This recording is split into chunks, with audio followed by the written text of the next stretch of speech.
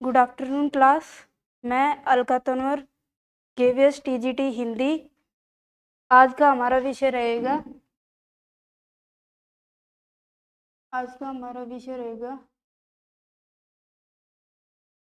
हिंदी। हिंदी में आज का हमारा प्रकरण रहेगा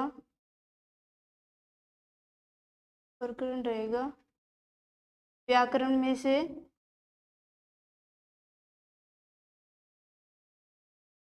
में से रहेगा वाच्य।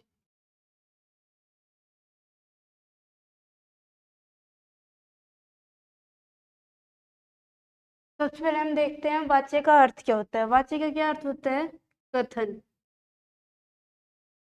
क्या होता है? कथन। और कथन किसमें होता है? हमारे पास वाक्य में होते हैं। किसमें होते हैं? वाक्य में।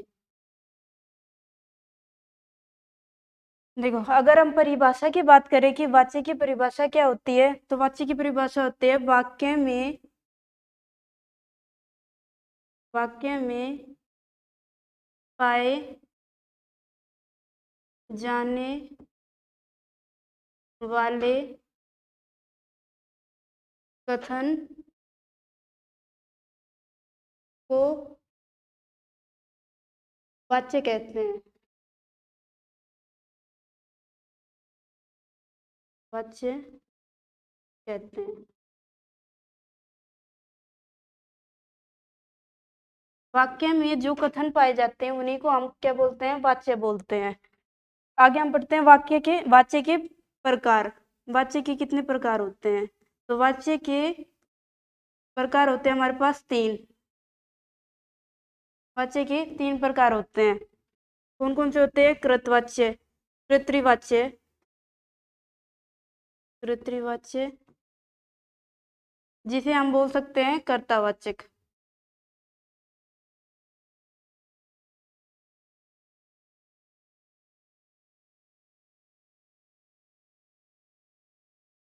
ये हमारा हो गया पहला कृतवाच्य। दूसरे नंबर पे जो होता है वो हमारे पास होता है कर्मवाच्य।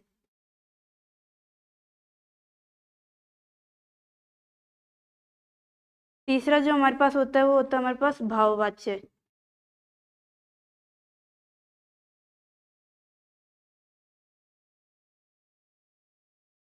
तीसरा हमारे पास होता है भाववाच्य।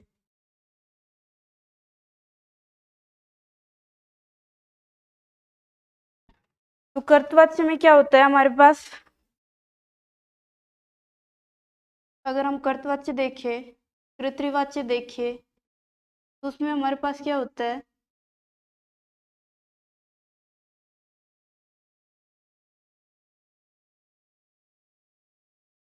अगर हम कर्तृवाच्य देखें, उसमें हमारे पास क्या होता है? कर्ता की प्रधानता होती है। किसकी प्रधानता होती है? कर्ता की प्रधानता। और अगर हमारे पास कर्मवाच्य देखते हैं तो उसमें किसकी प्रधानता होती है? कर्म की प्रधानता होती है। जो वाक्य होता है उसमें किसकी प्रधानता मिलती है? हमें कर्म की प्रधानता मिलती है।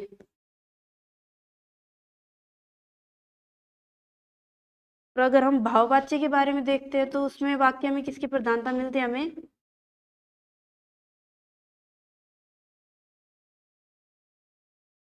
भाववाच्य में हमें भाव की प्रधानता मिलती है।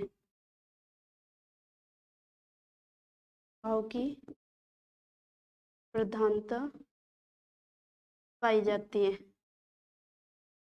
और अगर हम कर्तवाच्य की बात करें तो कर्तवाच्य में क्या होता है कि क्रिया के साथ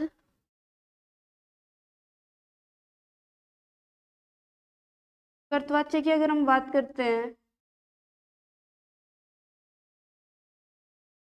तो इसमें क्या होता है? जो क्रिया होती है, जो क्रिया के वाक्य में जो क्रिया होती है उसमें काल,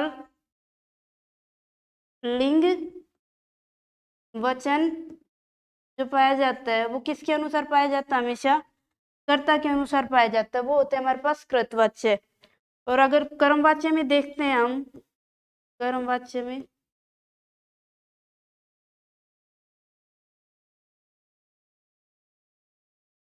कर्मवाच्य इसमें क्या होता है? जो क्रिया होती है वो किसके अनुसार होती है हमारे पास? क्रिया में जो लिंग और काल वचन पाए जाते हैं वो किसके अनुसार पाए जाते हैं? वो पाए जाते हैं हमारे पास कर्म के अनुसार। किसके अनुसार पाए जाते हैं? कर्म के अनुसार। कर्तृवाच्य में तो कर्ता के अनुसार पाए जाते हैं। कर्मवाच्य में किसके अनुसार पाए जाते हैं? कर्म के अनुसार। और अगर भाववाच्य की बात करते हैं तो इसमें भाववाच्य की बात करते हैं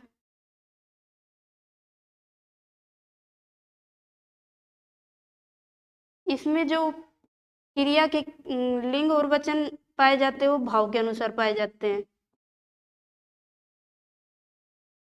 क्रिया के जो लिंग वचन होते हैं वो वाक्य में भाव के अनुसार पाए जाते हैं। तो ये होता है हमारा भाववाच्य।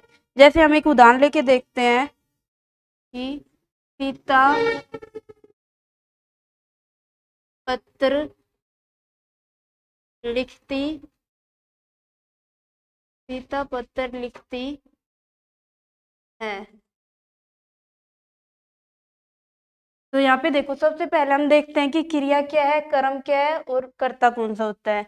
तो यहाँ पे हम जब देखते हैं तो हमने कल ही पढ़ा था कि क्रिया कौन सी होती है वाक्य में। तो इससे हमें पता चलता है कि लिखती है जो क्या आ गया हमारे पास, क्रिया आ गई। और क्रिया से जब हम क्या का प्रश्न करते हैं कि क्या लिखता है तो हमारे पास क्या आ जाता है? पत्र। तो पत्र हमारे पास क्या आ जाता है? कर्म। जब हम क्रिया से क्या का प्रश्न करते हैं और जो हमें उत्तर मिलता है वो हमारे पास क्या मिलता है? वो जो आता है वो हमारे पास क्या होता है? कर्म होता है। अगर हम क्रिया से कौन का प्रश्न करते हैं कि कौन पत्र लिखता है तो जो उत्तर आता है वो हमारे पास क्या आता है? सीता पत्र लिखते हैं। जब हम क्रिया से कौन का प्रश्न करते हैं तो हमारे पास क्या मिलता है? कर्ता। तो सीता हमारे पास क्या आ गया? कर्ता। और पत्र क्या आ गया? कर्म। और लिखती है ये हमारे पास क्रिया है। ठीक है, अब हम इनके लिंग के बारे में देखते हैं। तो कर्ता में हमारे पास कौन सा लिंग, सीता में हमारे पास कौन सा लिंग होता है? स्त्रीलिंग। स्त्रीलिंग। पत्र में कौन सा लिंग होता है हमारे पास? पुल्लिंग।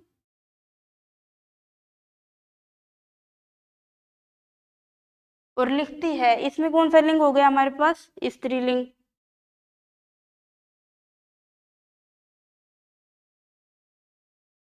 कौन सा लिंग है इसमें? स्त्रीलिंग।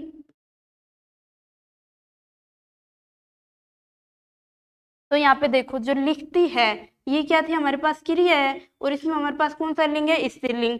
और सीता क्या हमारे पास करता है और इसमें कौन सा लिंग आ रहा है हमारे पास? स्त्रीलिंग। तो यहाँ पे जो क्रिया है वो किसके अनुसार आ रही है? कर्ता के अनुसार आ रही है। तो ये हमारे पास क्या हो गया? कृतवाच्य के उदाहरण हो गया, क्योंकि कृतवाच्य में ही क्रिया किसके अनुसार आती है? कर्ता के अनुसार आती है। तो ये हमारे पास एक कृतवाच्य का एक उदाहरण हो गया है। कृतवाच्य। इसके आगे अगर हम देखते हैं कर्मवाच्य, तो कर्मवाच्य में क्या होता है हमारे पास? सीता के द्वारा पत्र लिखा जाता है। इसमें देखो हमारे पास क्रिया क्या हो गई? लिखा जाता है। ये क्या हो गया हमारे पास? क्रिया। और क्रिया से जब हम क्या का आंसर करते हैं, क्या लिखा जाता है, तो हमारे पास उत्तर मिलता है पत्र। तो ये हमारे पास क्या हो गया? कर्म। और जब हम क्रिया से कौन का आंसर करते हैं कि कौन क्वेश्चन करते हैं तो क्यों कौन लिखता है, तो उसमें क्या आता है? सीता। तो ये हमारे पास क्या हो गया? कर्ता। और अब हम इनके लिंग देखते हैं। जैसे सीता, सीता है उसमें कौन सा लिंग आ गया है? स्त्रीलिंग।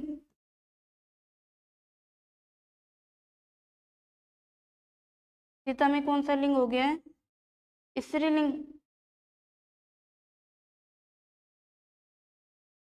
पत्थर जो है उसमें कौन सा लिंग हो गया हमारे पास? पुल्लिंग।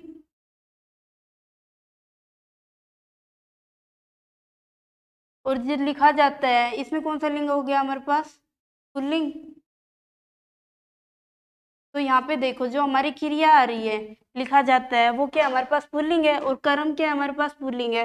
तो यहाँ पे जो क्रिया आ रही है वो किसके अनुसार आ रही है, कर्म के अनुसार आ रही है। तो ये हमारा किसका एक उदाहरण होता है, कर्म वाच्य का। तो हो गया कर्म वाच्य।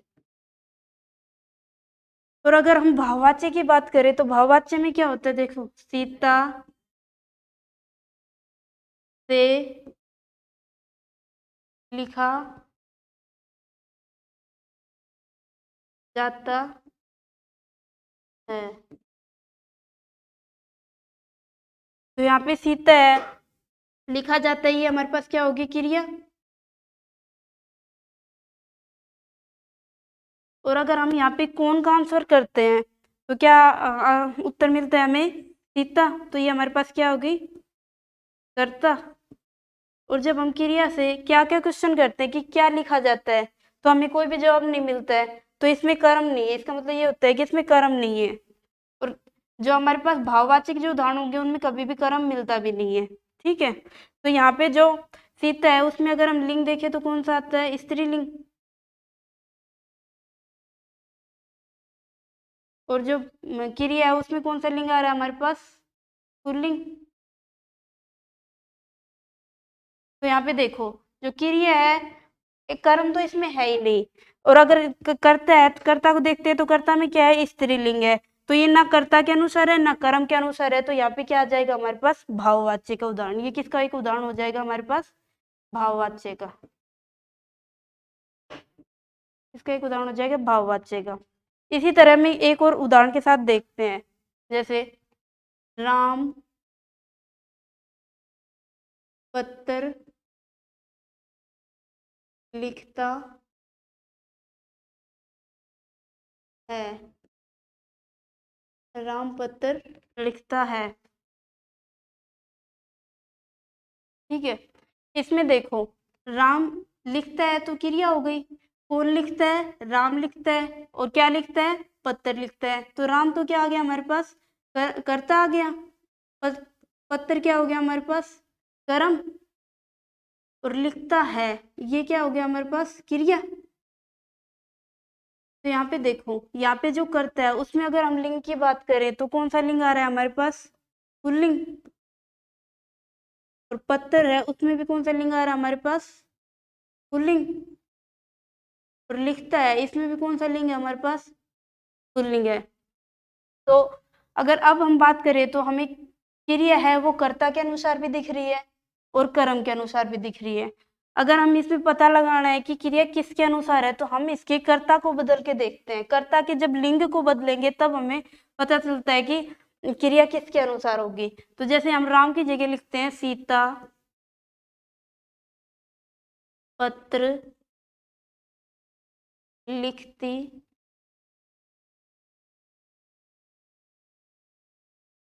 लिखती है। तो यहाँ पे देखो सीता क्या हो गया हमारे पास, स्त्रीलिंग। और जो लिखती है वो भी हमारे पास क्या आता है, स्त्रीलिंग। तो हम यहाँ से ये देख सकते हैं कि कर्ता जब बदला तो क्रिया किसके अनुसार बदली है, हमारे पास यहाँ पे कर्ता के अनुसार बदली है। तो इसमें कौन सा आ गया हमारे, कर्तावाचक होता है, ठीक है। अब आगे देखते हैं, जैसे आगे हम देखें तो देखो जैसे राम के द्वारा पत्र लिखा जाता जाता है। तो यहाँ पे राम क्रिया क्या हो गया हमारे पास, लिखा जाता है। पत्र क्या हो गया हमारे पास, कर्म। क्रिया के साथ क्या और कौन का आंसर करते हुए हमें पता चलता है। और राम क्या हो गया हमारे पास, कर्ता। यहाँ पे देखते हैं हम राम में कौन सी लिंग आते हैं, पुल्लिंग। पत्र में भी कौन सा लिंग आ गया हमारे पास, पुल्लिंग। और लिखा जाता है में भी कौन सा आता है हमारे पास, पुल्लिंग। तो यहाँ पे हम फिर से इसके कर्ता को बदल के देखते हैं कि इसमें कौन सा वाच्य आएगा। जैसे कि सीता के द्वारा पत्र लिखा जाता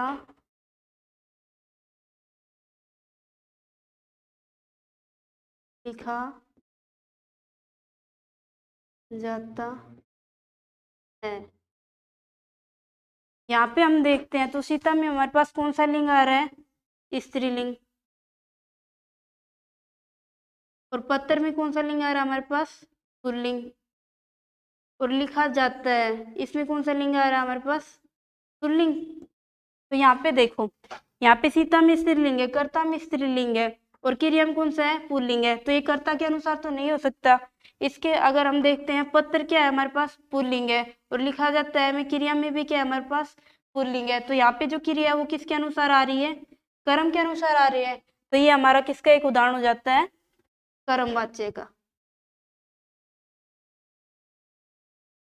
ये हमारे किसके पास हो जाता है, कर्मवाच्य का। इसी तरह अगर हम नेक्स्ट देखते हैं तो हमारे पास होता है भाववाच्य के लिए, राम से लिखा जाता है, राम से लिखा जाता है। देखो राम क्या हो गया हमारे पास, कर्ता, और इसमें कौन सा लिंग हो गया, पुल्लिंग। लिखा जाता है क्या है हमारे पास, क्रिया, और इसमें कौन सा लिंग हो गया है, पुल्लिंग। इसमें कर्म तो है ही नहीं, क्योंकि अगर हम क्रिया से जब आंसर करके देखेंगे इसका कौन क्या का, तो हमारे पास कर्म तो होता ही नहीं है इसमें। तो यहाँ पे जो लिखा जाता है ये किसके अनुसार, और जो इसमें भी पुल्लिंग है और इसमें भी पुल्लिंग है। अगर हमें वाच्य देखना है तो हम इसकी कर्ता को बदल के देखते हैं, जैसे सीता से लिखा जाता है, सीता से लिखा जाता है। तो यहाँ पे अगर हम लिंग बदलने के बाद भी सीता क्या आ रही, स्त्रीलिंग, सीता में कौन सा लिंग हो गया, स्त्रीलिंग, और लिखा जाता है में कौन सा लिंग हो गया हमारे पास, पुल्लिंग। यहाँ पे लिंग बदलने के बाद भी क्रिया इस कर्ता के हिसाब से नहीं आ रही है, और कर्म तो इसमें है ही नहीं, तो इसलिए ये किसका एक उदाहरण हो जाता है हमारे पास, भाववाच्य का। भाववाच्य का एक उदाहरण हो जाता है। और इसके बाद अगर हमें इसके कुछ शब्द सूचक होते हैं जिससे हमें आसानी से पता चल जाता है कि वाक्य में कौन सा वाच्य होगा। तो ये कुछ शब्द सूचक है, जैसे से के द्वारा, इनसे आसानी से ये पता चल जाता है कि वाक्य में कौन सा वाच्य है। से के द्वारा, अगर वाक्य में से के द्वारा नहीं होता है तो वहां पे हमारे पास कौन सा वाच्य मिलता है, कर्तावाच्य, कर्तावाच्य। यदि से और के द्वारा के साथ कर्म हमें मिलता है तो हमारे पास कौन सा वाच्य हो जाएगा, कर्मवाच्य।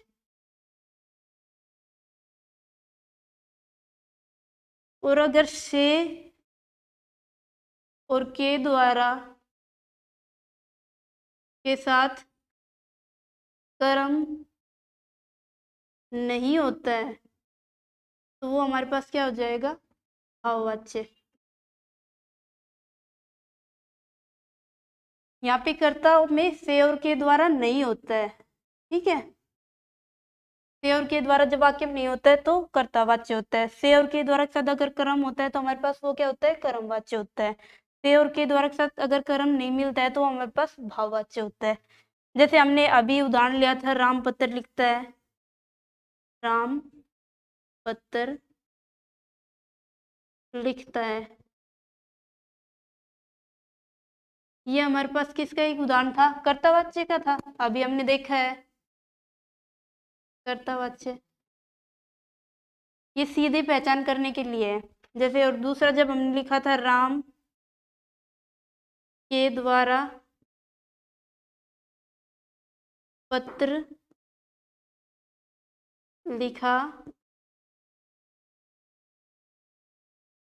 जाता है, ये हमारे पास किसका एक उदाहरण मिला था हमें, कर्म वाच्य का। और अगला हमारे पास मिलता है राम से पत्र लिखा जाता है। तो ये हमारे पास क्या हो गया, क्या मिला था हमें, ये भाववाच्य मिला था।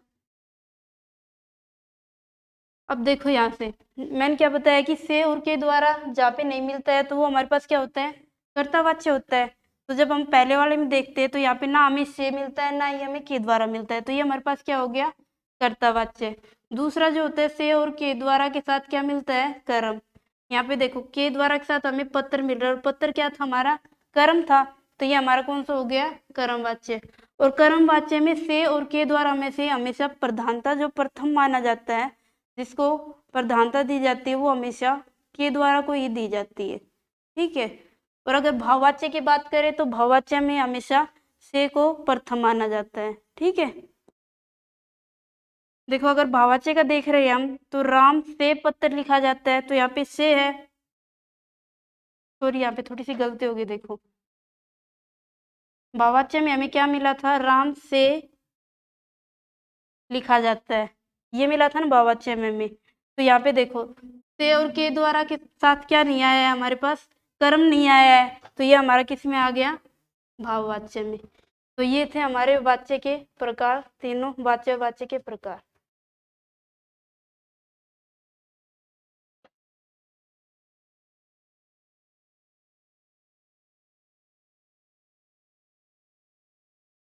हेलो दोस्तों, कैसे हो आप?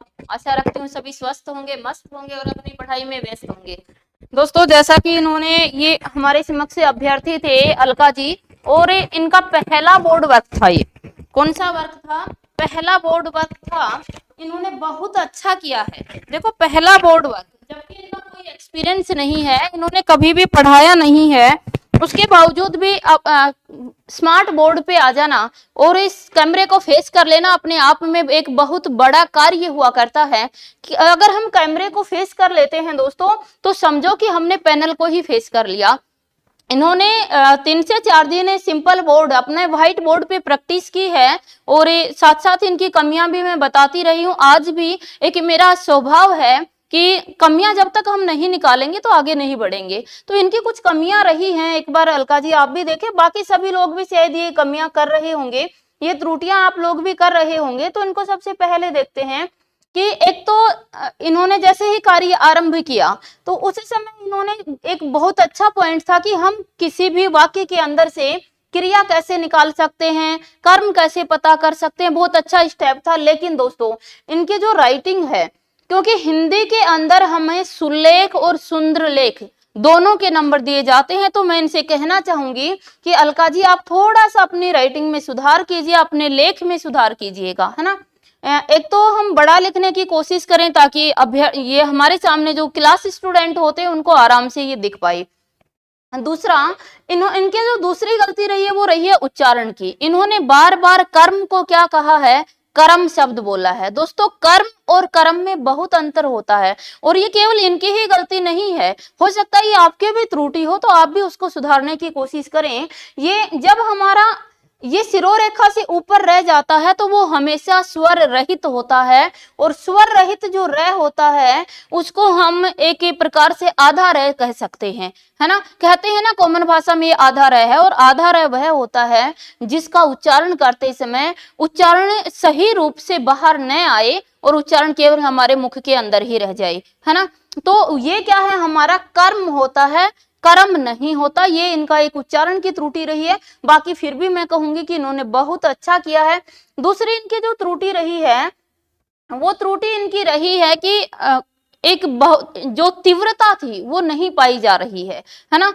ये पहली क्लास थी और स्मार्ट बोर्ड के ऊपर अपने आप को कैमरे से फेस करना होता है, तो हो सकता है कुछ अंदर से घबराहट भी हो जाती है, और वो आप सबके अंदर भी होती है, केवल इनके अंदर ही नहीं है। और उसी घबराहट को हमें बाहर निकालना है, इसीलिए हमें रोज बोर्ड प्रैक्टिस करनी है ताकि हम एक फ्लो में अच्छे से आ जाए। दोस्तों, जरूरी नहीं है किसी का एक्सपीरियंस पहले का है वही बहुत अच्छा पढ़ा सकता। जैसे आपने अलका को देखा, कॉन्फिडेंस लेवल के साथ ये पढ़ा रहे थे अच्छे से, लेकिन कुछ कमियां पहली बार हैं तो वो तो सब में रह ही जाती हैं। उसके बाद ये हो सकता कि प्रेशर के कारण कुछ इनकी त्रुटियां रही हैं।